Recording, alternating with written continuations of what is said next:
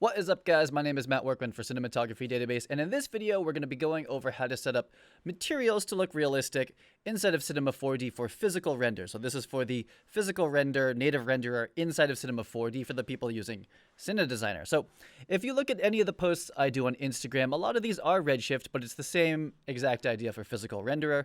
If you look at the floor here, you can see that it's a little bit glossy and shiny, and there's some bumps in it. And then it's really apparent with things like the asphalt in these renders here. So that's what we're going to be setting up. So if you have Set Designer, which I would really recommend if you're going to be doing this for learning, for just like a jumping off point for models, for materials, it's a good place to start. And there's a lot of other places to go after. Go ahead and download Asphalt 2, and you're going to get basically over here a zip file like this. And there's going to be two files from Cinema 4D in there, and then a bunch of JPEGs, right? And we're going to go in Cinema 4D. I'm going to show you how to make materials out of these, but you could also just double click and open this, and this will have the material made for you. But it's really pretty important to learn how to do this from scratch. So let's jump into Cinema 4D here. So we're in Cinema 4D, and the goal is to make a realistic looking asphalt road. That's going to be like a little bit wet and reflect light. So this is extremely important, and it makes your lighting look more realistic and really nice. So if you've ever done a night exterior, went down the road, we're going to do that. So I'm going to start with a generic person because everyone has it. But so what we're going to do here is we're going to set up a new material, and we're going to go down to here, and you can either go to create, not the PBR material, just regular material, or you can just double click. And then you double click this and it opens up the material editor. It's also all going on over here. So I'm going to name this, I always spell asphalt wrong, but I'm just going to call it asphalt. So we have a lot of different channels, and I guess we'll go over them quickly, the basics, but really what's important is how to set up materials, not how to make the materials in here work. Not how to make every single setting and channel work. So what we're going to do is we're going to start by clicking and dragging this onto the ground here. That's one way of doing it. If you undo, you can also click and drag it up to the plane up there, and you get this material tag essentially. And we're going to come back to that in a second. So we're in the material editor here. So what we're going to do is we're going to go to color, and color is, like you would guess, the color of the material. So if I go like this and I change it, you'll see it's updated there. And if you want, you can just make flat colors, and these are procedurally based flat colors, you know, in the computer, but it's a lot more realistic and easier to make realistic things if you use pictures or materials. So I'm going to hop here. We're going to click on this bar here. Okay, so this is where I've been keeping my materials. So you're going to have something called diffuse, glossiness, normal, and spec. And depending on where you got these, there might be other things as well. But you're going to look for the thing called diffuse. It could also be called color and sometimes albedo. But hopefully it's diffuse or color, but also albedo. It's basically the color. What's like the base color of this material. So you're going to say no to this, and it's going to ask you every time, but go ahead and just say no. So when you do this, it's going to load that picture onto the material there. So really easy. But you might look at this and be like, this is kind of gigantic, right? It looks like very large gravel or asphalt. It's not the right scale. So what we're going to do first is actually we're going to click on editor. This is important. Under texture preview size, you're going to go to, I think, 2K. And if your laptop or whatever can't handle it, you can do lower. But this will give you a more realistic preview, and I think it's like really helpful, you know? So if you have like a supercomputer, you can turn it up to like 16K or something, but 2K, 4K, that's going to work out pretty well for most people. So now you can see that the asphalt is the wrong size, but it's really easy to change, and I do this every single time. So you're going to click on the tag up here, and there's a bunch of different settings here, but basically if you change the projection from UV mapping to cubic, you'll see that now the gravel is kind of the right size. You could even make it smaller. It really depends, but at least it's closer. And most of my materials are made to be used in cubic projection. You don't have to understand what that means right out of the gate, but that's how you're going to get most materials that I produce and that most people produce to be accurate, unless you start to get into UVing, which we won't jump into on this one. So now that we have the base color right, I suppose we should, let's light this so that we have an idea of what this will look like in render. So I have my physical Cinedesigner here, and we're going to go get something like a sky panel. It's always a good thing. So let's start with the S60 here, and I'm going to undersling it, which puts it under the ground, and we're just going to backlight it. I always find this is like a good way of like testing out how things look. I'm actually going to uncheck reflectance here, so it's just the color. Nothing else is happening. All we've done is added a JPEG texture to the color channel. So I'll turn this on, and the viewport does not exactly show you what the final render is going to look like as far as brightness, but it gets it somewhat close, somewhat. So I'm going to go up to render settings. We're going to switch into physical, and I'm going to go to progressive, and oh, we're going to have to talk about these, aren't we? We're going to have to talk about that, but I'm going to go into progressive, and am I going to turn on GI? I guess I won't for a little bit here. So we have this. I'm going to hit Shift R, and let's see what we get. So it's a little bit dark, but it rendered really quickly. So I'm going to pause this here. That's our starting point. And I'm going to just double this real quick. And it's going to look super bright in the viewport, but when you render, especially because this is so dark, looks okay. So we're already like 40% of the way there, maybe even like 60% of the way there, right? Because now you have this really interesting color texture that repeats almost perfectly seamlessly. And it just breaks it up. It makes it look less CG because you have this organic pattern happening on there. And part of the reason it looks so good is because I actually scanned that. I scanned the ground to make this material, which we'll maybe cover that someday, how you actually scanned materials. It's pretty easy, but it adds a lot to it. But there's a couple things missing, and we're gonna show you how you fix and add those things back in there. So we have the color now, and you'll see that once there's a JPEG in there, it doesn't matter any of this stuff. So leave it however you want. But we have the color, so now we're gonna add a little bit of bumpiness to it, and we're not gonna use the bump map. We're gonna use the normal map. I'm not going to break down exactly what that means, but this is how we're going to add some bumpiness to it. So we're going to go to normal, we're going to turn it on, and we're going to go find our normal map, which is this purple map. It's purple and blue. Oh, I said yes. Oh, I forget what happens when you do that, but you can usually say no. So now if we get real close to it and we off and on it, we can see that it's very flat here. And then this adds a little bit of trickery to it so that it will render with a little bit of bump to it. So let's render now and see what this looks like, if it's a little bit different. So you do have to let the progressive render do a couple iterations, but now there's a little bit of bumpiness to it. And it's actually just like a rendering trick. We haven't actually added any like geometry to it. It's not actually really bumpy. It's just a way of kind of like tricking the renderer into having a little bit of like shadow in it. And it adds a lot, and it doesn't take much computation power to add it in. So we do that. And this normal map was created based on the real world heights of this actual asphalt that I scanned outside of my studio. So that's the normal map, really important. And in a lot of cases, just having color and then normal, you could almost be done in a lot of cases. Because not in the real world, I mean, in the real world, there's a lot of specular, but it's not always obvious. But what we're going to do now is we're going to make this actually reflective and kind of shiny like it would be in the real world. So this is a big topic, and I'm just going to go through the workflow, and maybe in the future we will go over like what this all means. But we're going to go to reflectance, and we're going to turn it on. And by default, it's going to look like this. I'm going to render it, and it's okay, right? So we have a little bit of a reflection here. I should pull his feet out of the ground, but it's like okay, but it's not good. It doesn't look right.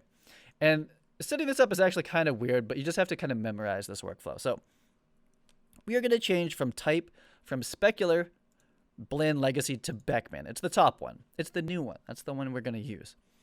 And we're going to change from additive, which actually additive is correct, but we're just going to change it to average, okay? I'm not going to go over what these mean. Just follow along. Let's turn off the roughness all the way. And we're going to turn off specular strength, okay? So what we're going to change now is the reflective strength, and we're going to go all the way to 100.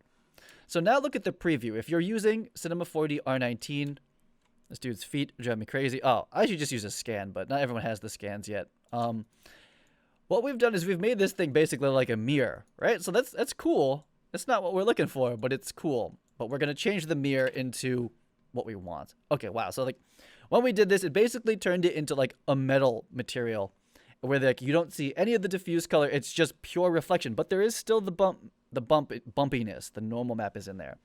So we've kind of turned it into like black plexi or like ice or something like that. So that's good to know if you want to have this kind of look. But we want to make this look a little bit different than that. So what we're going to do is we're going to go down to layer Fresnel, and we're going to go to dielectric. I'm not going to explain what that means. Just switch it to dielectric. And let's check render it. Let's render it now. Okay, so now this is getting pretty decent. So now we actually can see through to the color, right? So we can see the asphalt colors in there all bumped up and pebbly. We have the bumpiness of it with the normal map, and they match the color and the normal map. They match each other, so it just gives this illusion of it. And now it feels like we have what is either like a really thin layer of water or gloss on top of it. And that's a pretty cool effect. And in early CG, this was like basically all you could do. It was harder to implement anything else other than this. But we can go and affect that glossy layer on top. And that's kind of one way to think about this, is it's kind of like a glossy reflection on top of the color. So if you turn off the layer, this preview here, that's what it looks like with the color, and then you added some like gloss to it. It's kind of one way of thinking about it, sort of. But so if you see right now, I'm going to turn off the normal map, and you'll see that it's this really, really perfect reflection, like a perfect mirror of what's going on. And if you go up to here to roughness and you start to play with this, it will essentially make the surface rougher, and it will essentially diffuse out the reflection. So if you look at the preview here, what is a very defined hotspot becomes blurrier and blurrier, or rougher or glossier. Oops. And you get different effects on that. So I'm going to turn the normal back on, and we rendered already with it at 0, which is like very, very like clean reflection. And now we're going to kind of like messy the reflection up a tiny bit. So let's hit render, Shift R, and we'll look at the difference. This does get into like how many samples you have in the render settings to make this come out cleaner. But if we look at the difference, we have like a very pretty much like clean reflection, except for the fact that the surface is actually a little bit of has a little bit of bumpiness to it. And as we go down here, we've now diffused the reflection a little bit, so it's a little bit softer. I don't know the word exactly to describe it, but that ability to change the roughness or the glossiness of it, that is where we get our realism. So I'm going to turn this back down to 0, and this workflow again is a little bit convoluted, but we just have to follow it. We're going to go to Colorizer. Okay, and again, I know this workflow is wonky, but you just gotta do it. You gotta pull that out. You click and drag it down. We're gonna double click this, and we're gonna make it white. Okay, I know this is weird. And then you gotta click this, and we're gonna go find our glossiness map, or it could also be called roughness. It could also be called anything that's like glossiness, roughness. Does anyone call it anything else? But glossiness or roughness is usually what we're gonna have here, not spec. Glossiness, we're going to add that in here. No. Okay. And so what we're going to do is we're going to go back to our reflectance. We're going to click here, and we were just in this. And if you want to go back, there's this as well, but you can just click here. And now we're affecting the roughness. Instead of it being all one type of roughness, we're going to actually define the roughness based on the colors of this map. So now if I bring this back up like this, let's see what we get. We're going to render. So it might be a little bit hard to see, but I'm going to try to explain it. Now what we've done is we've defined what part of this texture is rough and which part of it is smooth or, you know, more glossy. And because of the way I made these textures, the color, the normal, and the glossiness are all derived from the real world and based on their heights and different things. So when you put those all together, now you start to get the illusion that this is like real asphalt, where like it has a color, it's a little bit bumpy, and it's actually more reflective. In this case, it looks like it's more reflective. It's hard to tell. It's either more reflective on the lower parts and less reflective on the top, or vice versa. I always have a hard time figuring that out in this view. So I'm going to back up, and I'm going to show you a little bit on how to tweak this, because this is really important. It's going to make your renders so much better.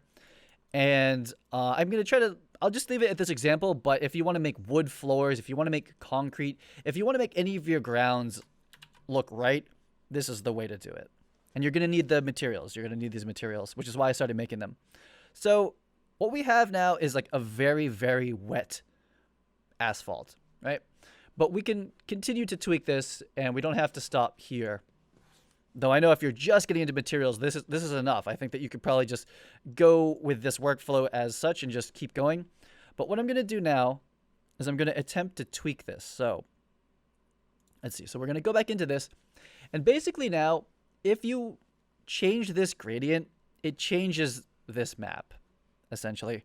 And you can just play with it. So to start, let's see what happens if I drag this here. And you can see it in the reflection, or in the little preview up here, it actually got rid of, it made it rougher, right? So now it's pretty reflective, and this made it so that it's less reflective. So if I do it like this, it will have a little bit of reflection, but less. So we've essentially like dried out the pavement, if that makes sense, right? So it's less reflective, it's less like wet, if we want to think about it that way. And I want to change something else too in a second, but so that's what that looks like. And now if I change this little thing, I go up here, and you look, now it's like really reflective again. So let's check that out. So we just basically did like, now it's like really, really like glossy, or really smooth reflection. And it feels like it's a little bit more wet, I feel like, as far as compared to this. So we kind of dried it out. This spreads the reflection. This kind of like focuses it. We're going to think about it that way too. So I'm going to stop that. And so I like it pretty much in between. Works out pretty well. It's kind of how I designed these to be used, but you can tweak it there. The last thing we're going to look at, I'm not going to get into the specular too much here, but if we go to, I believe, there's a couple different ways of doing it, but if we go up to this, up here, if you're used to Photoshop, you're basically layering this reflection on top of the color. You can bring this down, okay? So right now, if you look at it, the reflection's like bright white, and it's not the most accurate. There's a couple different theories on it, but you can kind of tone it down to like something like 25 even. And now when we render, let's see if it made a big difference. It kind of didn't. I was expecting more of a difference, to be honest. It'll essentially make this less bright and less blown out. But realistically, if you were to put a sky panel on the ground on something like this, like a reflective surface, the reflection is going to be like F120. It's going to be super bright. You're not going to be able to hold it in. It will blow out like this. So this is pretty physically accurate. So I'm going to pause this render, and I'm trying to think if there's anything else. But this is the basically physically based material workflow here. And there's a lot more to cover. But if you just copy this workflow and you start using this stuff, these materials, your renders and your lighting, just the normal stuff you've been doing is going to look so much better. And so you don't have to do this every time either. Once you've set this up, I'm hitting B. And you'll see that I have my own presets for SD materials. And name it whatever you want. So go up here, make a new preset library, name it things. And then take this and drag it in there. I guess I don't have asphalt, so I'll just do it. It's asphalt 2. I should have named it asphalt 2. But now it's in here, and you don't have to build it again. You can just use it over and over again. And it's going to hopefully, it'll have moved the maps that you need into a local folder. And then now you have this. So I'm going to close this. Give it a minute. And if we want to recreate it now, really easy. I'm going to hit B, double click, have the asphalt, put it on there, click it, and remember cubic mapping. That's it. So this is the workflow for physical render. It's very, very similar for Redshift. Well, in theory, it's very similar in Redshift, and we're going to start the Redshift series after this one, because this should get you pretty much going as far as physical render. Physical render has not changed in many years, so it's pretty standardized, whereas Redshift changes almost like every month. So I have to definitely get on that series, and I'm still learning how to use it as well. But now we have our ground. Make it as big as you want. I know we're all kind of used to working in the real world, so we kind of keep things like realistic size, but you could just make it gigantic. You could make it like infinite if you really wanted to. So now anywhere that you look, you're going to have this nice little realistic texture. So I'm going to just bring in some other stuff. I don't have as much in Set Designer for physical render on my personal account, but they are on this. So I'm going to bring in like, I don't have that much stuff, unfortunately. I usually I make them, but I mostly use the Redshift at this point because it's so much faster. But I could bring in this. This might be a little bit large. Is this a little bit large? It's not too bad. It's a little bit lag in the viewport. But this is one of the first houses I built. It's definitely like a heavy asset. Could be like a little bit smaller.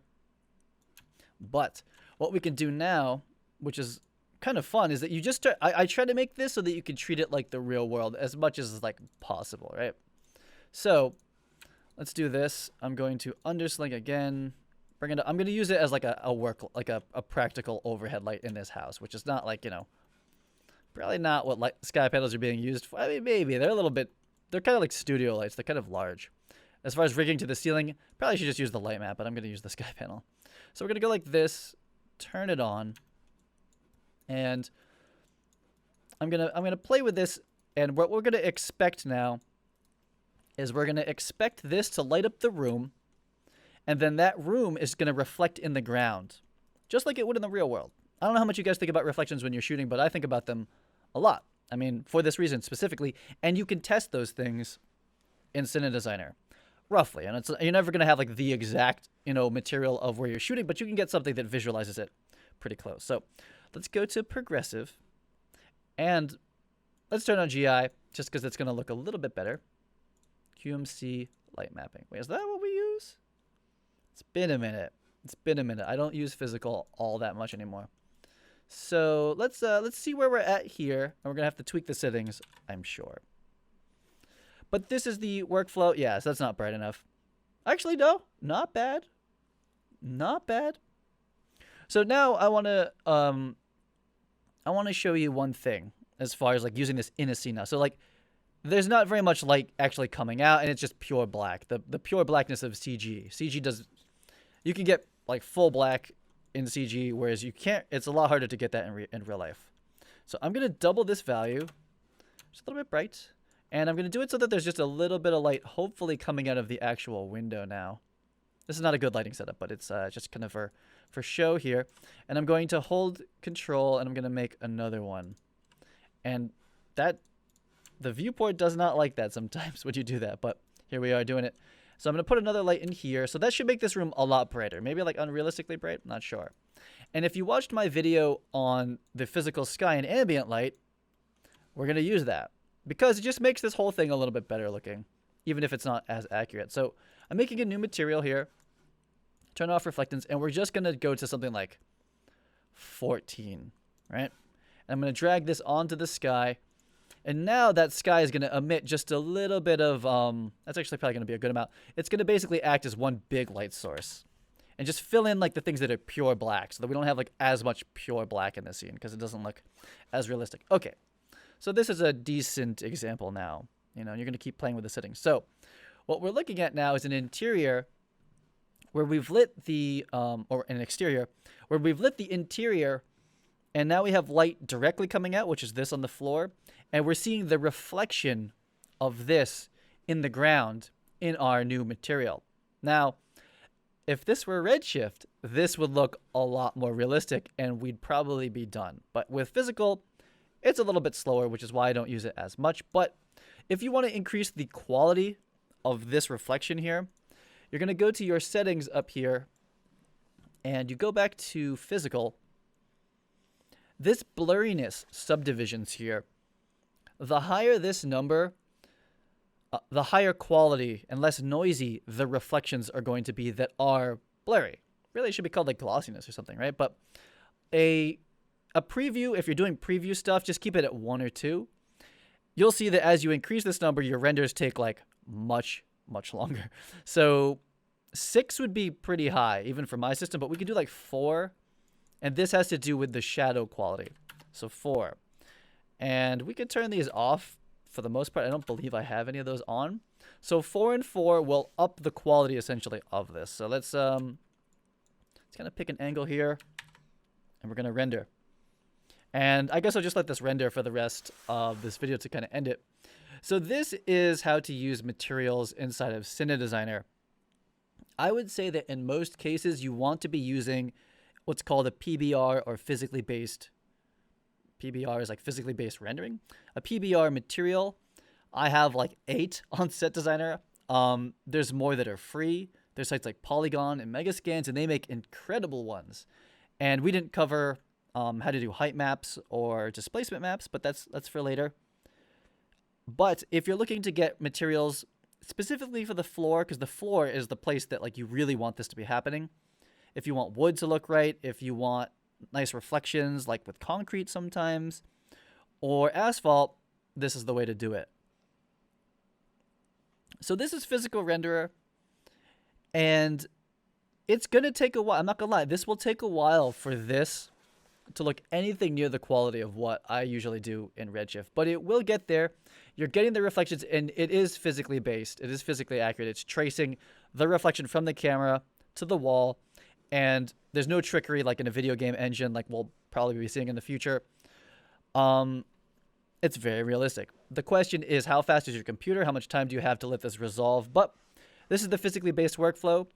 After this, I'm going to be starting the Redshift series, and you'll see with this exact same setup how much faster this resolves to something that looks honestly photorealistic, and people kind of think it's a photo in a lot of cases. But let's pause this here. That has been about 1:30 on the Threadripper resolving. And it's, you know, it's semi-convincing asphalt with a little bit of wetness on it. And you really, as you're playing with this material, you really want to get, this is standard, nothing to think about, standard. This is where things get funky, where you can play with things. You can go into the roughness, and you go into the colorizer, and you can basically play with how it maps these materials. And you just play with it until you get something that you like. And if you want this stuff to look a little bit more realistic, you really want to start using these like PBR materials with basically textures, and not like flat colors, because flat colors just look really fake. There's no flat colors in the real world. Even something like a white wall, I have a plaster material. There's little variations in the color. There's some bumpiness. There's some variations overall that make it a little bit more realistic. So that wraps it up for this video. Hope you enjoyed it. If you have any questions specifically about this workflow for physical render for Cine Designer, head over to the forums at Cinematography Database. I do check the comments here, but this YouTube channel isn't so much of like a community like the main YouTube channel. It's mostly a place that I post tutorials. I hope that doesn't make anybody feel bad, but that's the way that I think about this channel. If you really want to ask questions, feel free to do that on the forum. I will see you guys on the next video, and we're going to start getting into some Redshift for people that are using it and want to know a little bit more about it, or people that just want to see it. Is it worth the investment? I think it is if you're doing Cine Designer as part of your like actual workflow now for your job.